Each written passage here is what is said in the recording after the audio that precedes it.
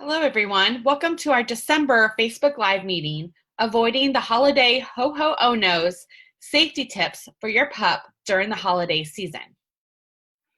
A few notes before we get started. This meeting is pre-recorded, as many of our Facebook Live meetings are nowadays. We will have live Q&A at the end. It will be audio only. We have a slideshow of special guests at the end of the meeting before the live Q&A. I'm not going to say who those special guests are, but I do want to say a few things about that. The photos will be posted on the Puppy Raiser Facebook page later this week. These photos were taken at the end of November and beginning of December. If anyone is missing a photo, please let your AC or RM know. And just as a reminder, if your puppy ingests anything, because we are going to be talking about different things they could possibly ingest throughout the safety presentation, that could be a foreign object like a toy or a decoration, an ornament, etc., a food item, especially the toxic ones. Please contact your AC immediately when that happens. Always be forthcoming with what your pup has ingested, even if it was something that they were not supposed to have. Please don't take this as the time to act like you didn't know about something or that your dog didn't have something. We do need to know immediately what it is that your puppy has swallowed so that we can make the best medical decisions based on that information. Don't forget to take note of the amount, quantity, any wrapping paper from it, like if it's candy or something like that, hold on to that wrapping, etc., so that we can get all the information and make those best decisions for medical reasons. The holidays are fun, but we have to keep safety in mind for our puppies, and that is what we are going to discuss today. Holiday goodies. Remember that many of these can be toxic to our dogs. Skip the sweets. Our biggest concern with sweets is going to be chocolate. Remember, the darker the chocolate, the more toxic it is for your puppy. If your puppy accidentally consumes a very small amount of chocolate, your puppy will be okay. So if you have a little toddler visiting your home, walking around with a chocolate chip cookie, and your puppy rudely takes that cookie out of the toddler's hand and eats it, no need to call your AC or your RM or the emergency line. Your puppy will very likely be completely fine. Just take note of it and probably put your puppy in a crate at that point. Careful with cocktails. So at this time of year, many people are going to be partaking in alcohol a little bit more than normal at different parties and dinners and events. So it's fine for you to enjoy an alcoholic drink, but not fine for Fido to have any of that. You want to watch that your guests do not leave those drinks unattended on low tables. You're going to risk your pup, being able to reach over and just lick alcohol right out of the glass. Remember that you should not drink and work your puppy, please. That is actually in our manual. If you are going to an event, a holiday event that is going to serve alcohol, it might be best to just leave your puppy at home. Don't go nuts. There are actually quite a few nuts that are toxic to dogs. They can cause a variety of side effects and concerns. So we have ones that are the most common they're going to cause issues are macadamia nuts, walnuts, almonds, and pecans. So just note that if your dog eats any of those, we might need to be aware of that. Stuff the stockings. So obviously this time of year, we all love giving our puppies gifts, and you want to only gift your puppy with treats made in the USA or Canada to make sure that those treats are pretty safe. Remember, per our manual, no rawhide, pressed or regular rawhide, or rope toys, or anything that's edible like that. Both of those can cause obstructions.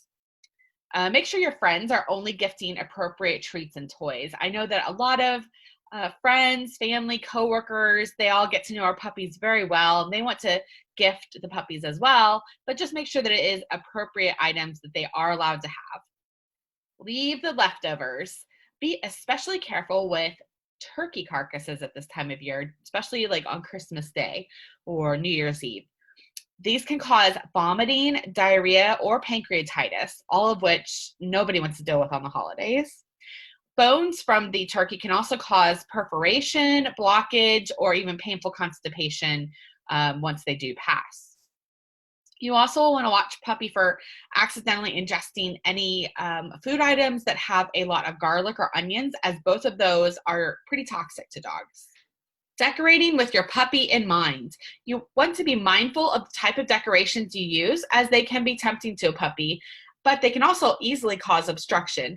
There are many items you're going to be putting out at this time of year for decoration that are not going to normally be present with your puppy there. So you definitely have to make sure that we're watching the pups around those items. Oh, Christmas tree. So we all have our Christmas trees, and if you are a first-time puppy raiser, you may not realize how tempting the Christmas tree can be to your new puppy.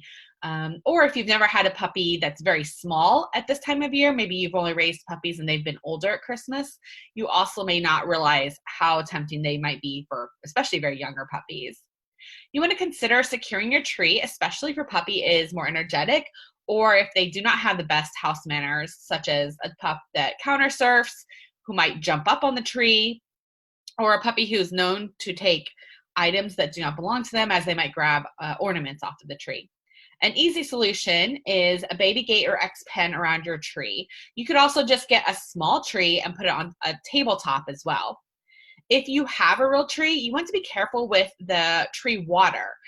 It might contain chemicals like fertilizers, which could be toxic to your pup. And if your puppy knows there's water and then is suddenly out of water in their regular bowl, they're going to run over to the tree, not think anything of it, and drink water right out of the tree. Also be aware that some holiday plants can be toxic if ingested. These include poinsettias, mistletoe, and holly. On that last slide, we talked about some creative ways to secure your tree. Here are some more extreme ones, or maybe you'll like the idea and actually do it yourself. We have the big boxes around the tree, making a nice sort of gate around that that look decorative. We have the person who hung their tree from the ceiling. We have the one where they wrapped their tree in saran wrap. We have a tree down at the bottom with a sort of X pen around it, and they decorated the X pen to make it look more festive. And then, of course, we have the tree where only the top half is decorated so that the puppy cannot reach those ornaments or tinsel. That holiday glow. Be careful of leaving lit candles in an area where a puppy might knock it over, try to inspect it, or swipe with a tail. People use a lot more candles at this time of year, and you just want to be really aware of where those candles are placed. When possible, try to opt for electric or battery-powered candles, then you don't have to worry about this issue. Additionally, fireplaces, which may or may not be used too much in the state of Florida, but we have puppy raisers elsewhere in other states who might have these, and fire pits. These are both dangerous to puppies to be around, so you do want to consider practicing tie down away from those or a crate time when you're using those items. Tinseless town. Tinsel and ribbons, these can cause obstruction. Even though they're very beautiful with little puppies, if they get a hold of them and they eat them, it can cause obstruction very quickly. Additionally, glass ornaments. Again, this is why you might want to skip any glass ornaments on your tree this year, or maybe just put them at the more top of the tree and really sort of double anchor them onto your tree to make sure they don't fall off. They can easily break, and they can cut the puppy on the paws if they step on it, or their mouth if they pick the pieces up. Wired up. Christmas lights, which are very common at this time of year, they can be an electrical concern if the puppy is still teething. So you might have puppy-proofed your house of all wires, but now you're suddenly introducing new wires into your house, and the pup might get curious and start trying to chew on those. Also, lights on the bottom of trees or low places like in your yard for decoration, they could allow your puppy to get burned if they're the traditional type of light bulbs, if they become too hot, or your puppy could become entangled in them if they're too low and the puppy, either sniffing at them or their tail gets tangled. That can also be an issue. So here we have a lovely Hallmark decorated Christmas living room. And we're just going to point out some different possible hazards for our puppies that we are raising. First, we have this swag of greenery that is hanging across the fireplace and all the way to the ground. I'm sure you can imagine a young puppy seeing this and deciding that they're going to go ahead and grab a hold of that and just give it a good yank.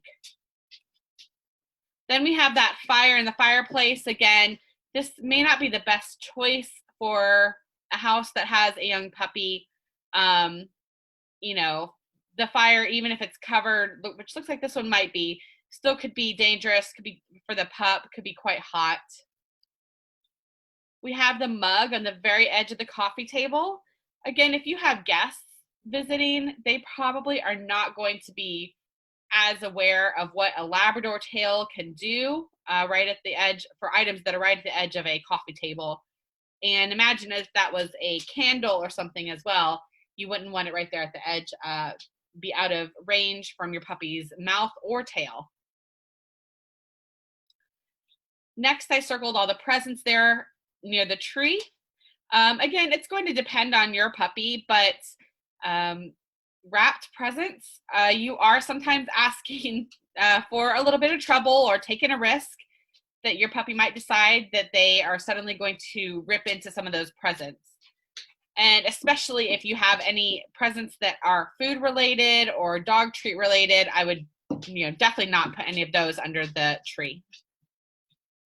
And then I circled the bottom of this Christmas tree here. You can see that some of these ornaments are very low to the ground, probably very tempting for a young puppy, whether it's a very young, tiny puppy or even just an adolescent puppy.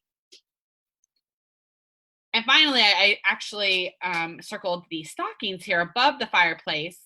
While those probably won't be an issue for a small puppy, an older dog that maybe has not great house manners, counter surfs, that sort of thing, if you have items inside those stockings or the puppy just decides the stocking looks like fun, you are risking then again that puppy is going to grab that stocking and pull it down. I know many people will have their stockings on weighted hooks, and that could injure the puppy if it fell on top of the puppy as well. Visiting guests. So we have a lot more guests this time of year typically. This particular year, 2020, we may not have as many guests with COVID-19 concerns, but these are always good tips to remember. And even for future puppies, hopefully by 2021, everything will be a little more back to normal with visitors. Doors open and close more frequently this time of year because of all those visitors. You want to make sure that your puppy is wearing their collar with the ID tags whenever your pup is not in the crate. Practice door manners now before you get a lot of guests. If you would like to, you could always refer back to our Halloween Facebook Live video where we did a video about door manners. Consider crating your puppy when many guests are visiting. This will keep your puppy safe with no worries about them getting out. Again, you and your family might be aware of how easy it is for a puppy to get out a door, but visitors may not be if they are not used to having dogs. It's less stressful for the puppy as well. Even though everybody wants to see the puppy, a lot of people all at once for a pup, it can be overwhelming for them. This is a good time to do practice with your crating with lots of activity going on. You'll hear your AC and your RM often tell you that, we do want the puppies to practice that crating, both with people home and with people gone. It helps them be more relaxed in their crate and accepting it in all situations. If guests are staying in your home, make sure that they have secured their personal items, such as medications. Those are going to be the big one. Make sure that they've either secured them in their suitcase every day or, in the bathroom that they're using, and just out of the reach of that puppy. Also, encourage them to keep their bedroom door closed so that puppy does not get into any of those personal belongings. If your guest forgets to zip up their suitcase for the day, this is just a way to double ensure that puppy does not get into their items. Again, if you have a guest who's visiting who's not used to having dogs, they're not going to remember or be aware that dogs can get into things pretty easily. Ensure that they understand basic rules for your puppy in training. This is especially if they're staying in your home.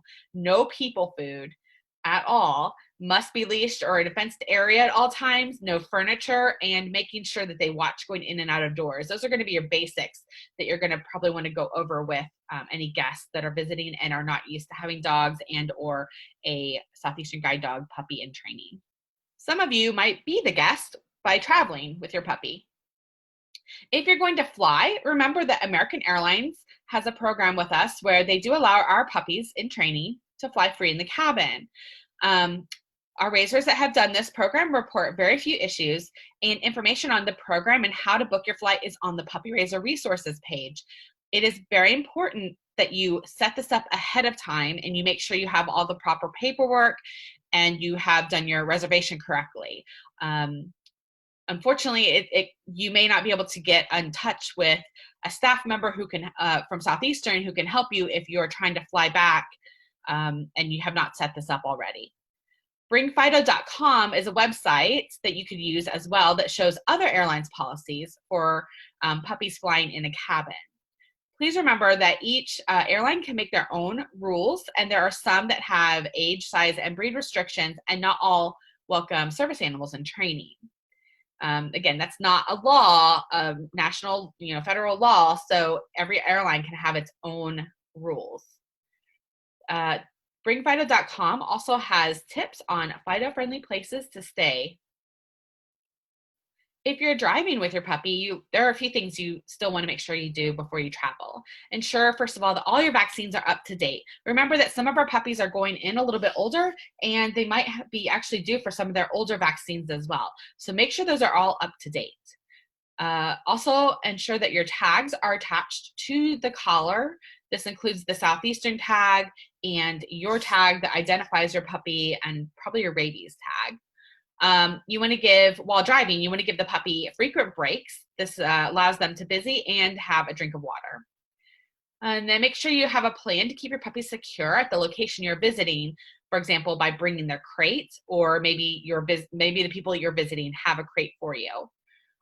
Don't expect that your puppy is going to have the same good behavior, good house manners at the new house as they do at your house. There could be, differing circumstances that, things that tempt the puppy and that sort of thing that you don't have at your house. So it's really ideal to have a crate with you. Research each state's rules about service pups and training. Some of them vary greatly. Some of the states do not really give access to puppies in training, and you need to be very aware of that and know that there's, that we cannot advocate if there is a certain rule and law in place. And if you are traveling, maybe you decide not to take your puppy. We do have campers, and they're qualified and trained to sit your puppies if you cannot bring your pup. However, being that it's the holidays, make sure you ask for a sitter as soon as possible to avoid that rush. Our sitters and campers are volunteers too, and many have their own holiday plans, which may not allow them to sit your puppy. And let's not forget, New Year's Eve is also within this holiday season. Many of the tips that we would give during 4th of July are going to be the same for New Year's because we have a lot of fireworks that occur on New Year's.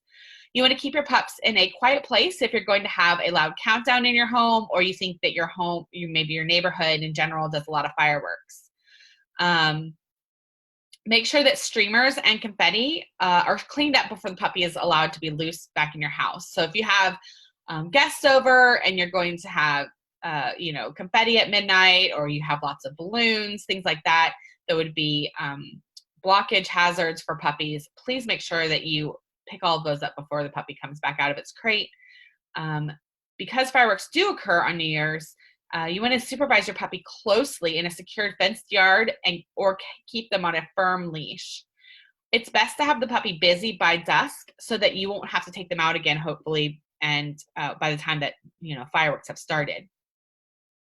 Make sure you're going to keep your pup's collar and tags on them at all times when out of the crate, in case the puppy were to get spooked and dart away or dart out a door suddenly. So we've talked a lot about doing some extra crate time during the holiday season. This, you might do this because your house is a little more stressful with all the visitors, or maybe it's New Year's Eve and there's fireworks happening and you just want to keep your puppy nice and calm in a quiet place. And one way to make this a little more fun for them is to give them a frozen Kong. So we made a special holiday Kong recipe called Pumped for the Holidays Frozen Kong. The ingredients are 1/4 of your dog's kibble, 1 tablespoon of plain canned pumpkin, approximately 1 tablespoon of peanut butter. This fits a medium to large Kong, and the toy pictured in the recipe in just a moment is the West Paw Topple. It's the large size. Here are the directions for our pumped for the holidays frozen Kong.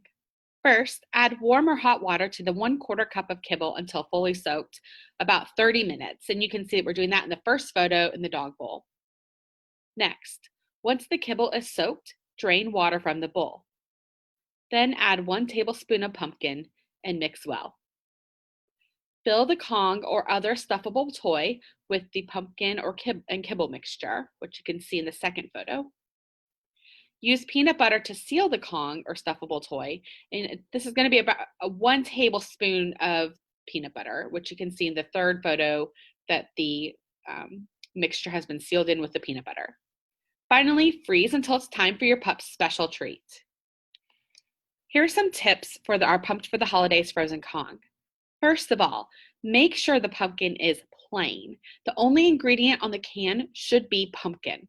Many stores also sell something called a pumpkin pie mix, and this contains spices which are not good for your puppy. Peanut butter should be the regular kind. Do not use any peanut butter with artificial sweeteners such as xylitol, as these are toxic.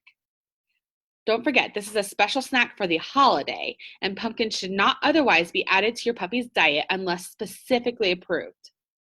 The benefit of measuring the amount of kibble in the recipe is that you can subtract 1/4 cup from your puppy's daily food on the day they receive their special treat.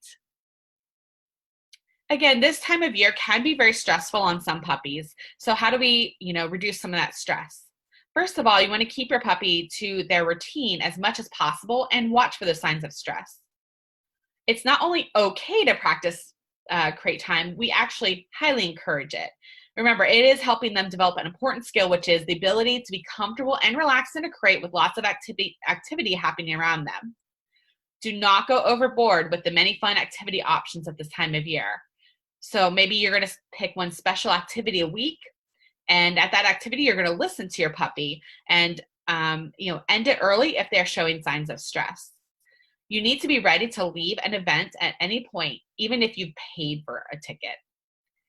Sometimes for this reason, sometimes it's better to keep your puppy home and allow them to practice crating while no one is home, but allow you to enjoy the event or activity with no worries. Making sure your pup's safety and stress are managed during this busy time will make the holiday season more enjoyable for you and your pup. Now we're going to have a special reading of the Guide Dog's Night Before Christmas, followed by a slideshow of some photos of some very special guests for all of our puppy raisers out there. Before our special guests join us, we wanted to share a nice little Christmas story with everyone. 'Twas the night before Guide Dog's Christmas. 'Twas the night before Christmas, and the kennels were still, with most dogs asleep, having eaten their fill. The labs were sprawled out, quite snug in their beds, while visions of Nylabones danced in their heads. The Goldadors curled up on the floor, some twitched in their sleep, some started to snore. The dog food was stacked in the feed room with care, in hopes that a trainer soon would be there. While up near the window, Chip the kennel cat did lay, surveying the lawn at the end of his day. Tonight would be different, that little cat knew. Something special would happen, it had to be true. For today, as the workers departed to home, they'd wished a Merry Christmas before going on. The dogs noticed it too in this past week of walks, everyone so happy and eager to talk. In the mall where they worked, through the mazes of stores, were lights, decorations, and distractions galore. Most dogs pranced along without worry or fear, but some barked at the sleigh and the fake-looking deer. Chip was asleep when he first heard the sound, a whoosh through the air and a jingle around, like the sound a dog's collar makes when the animal shook, but the sound kept on growing. Chip better go look. From up on the ceiling there came a faint thunk, as Chip climbed up on a high pile of junk. When before he'd known people to work on the roof, they'd come down the trapdoor to a chorus of woof. But the dogs were still quiet, all sleeping so sound, as this man dressed in red made his way down. He patted Chip as he climbed past his spot, then made his way to a hot coffee pot. A lab sat up, not fully awake, and a little goldador arose with a shake. Soon everyone sprang to their paws without loud noise. In spite of the scare, the old elf kept his poise. The pot was plumb full of his favorite brew, so he pulled up a chair and took in the view. Most dogs had stopped barking and looked at him now, while others rejoiced in their deafening howl. You all may not know me, but I'm Santa Claus. He then stopped and smiled and took a short pause. While he filled up his mug with hot liquid and cream, I've long wanted to stop here. It's been one of my dreams. Chip had climbed down to explore Santa's sack. Yes, little kitty, that's an empty pack. Santa smiled as he drank and looked at those eyes, deep brown ones and gold ones, held wide in surprise. Some of these dogs he'd seen just last year in their puppy homes full of holiday cheer. He'd seen the effects of a pup on the tree, but now they were here at the school just waiting to be. I didn't bring presents or bones just to chew. I'll say something better, what you're going to do. You'll all work real hard and the trainers will share both praise and correction, gentle and fair. You'll go lots of places and face scary things. You'll ride in buses and cars and hear sirens ring. Cars will drive at you, but you will stand strong, not moving toward danger, not moving toward wrong. And then, just when you think that this trainer's the best, the kindest, and funniest person, toss away all the rest. That trainer will begin to ignore you and give you away, handing your leash over despite your dismay. Now, the one who will pet you and feed you will be a blind person, someone who cannot see. This man or this woman may see just a tad, but their view's missing parts or the focus is bad. So you well-trained dogs will act as their eyes. You will work as a team and discover the size of this great world in which we live, because you will go a million new places with this person you will give. Santa sipped at his coffee and looked over the brood, knowing what he'd say next might sound kind of rude. Not all will go on to become guides, but your time won't be wasted. You won't be cast aside. Some will be drug dogs and some will find bombs. Some will be trained to bring a veteran calm. All these things are important. People wait on long lists. To receive such good dogs, the school folks insist. The last drop of coffee had gone into his cup as Santa turned smiling broadly at each pup. The best gift of all is to give something back. That's why there's nothing for any of you in my pack. Draining his mug, Santa went to each pen and petted and scratched each dog again and again. Now next year and many more years after that, you all will give gifts wherever you're at. You might lick a hand that's had a bad day, or notice a car and step out of the way. You might help catch a crook or discover some loot, or bring some joy to a tired old man in a funny red suit. Your master will love you and treat with care. In return, your training and trust will always be there. After the last dog had been petted and soothed, Santa put away the coffee pot and made ready to move. Up the ladder he rose to the door high above, with a smile and a wave as he slipped on his gloves. And all ears were perked as he flew out of sight. Merry Christmas to all, and to all a good night.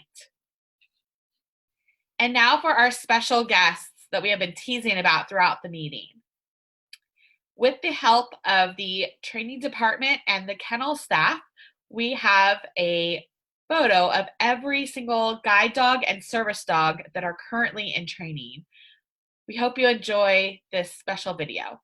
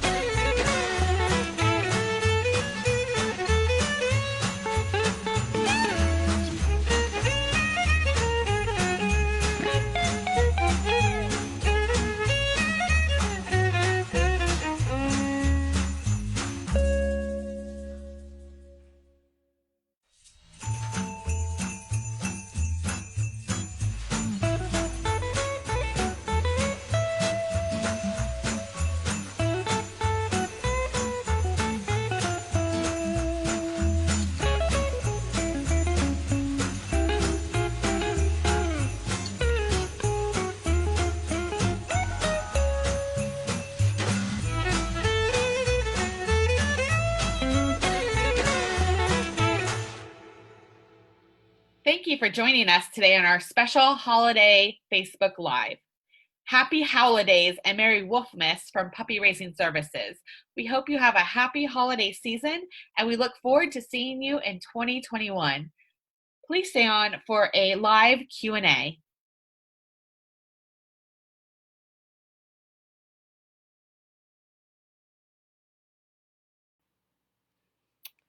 Hi, everyone. I hope you guys all enjoyed our surprise Christmas gift to you of all of the pups in training. I did again want to thank the staff for helping get all of those photos. It was a lot of photos. Trainers sent me photos. Amanda and Leslie did all the IFT photos for us.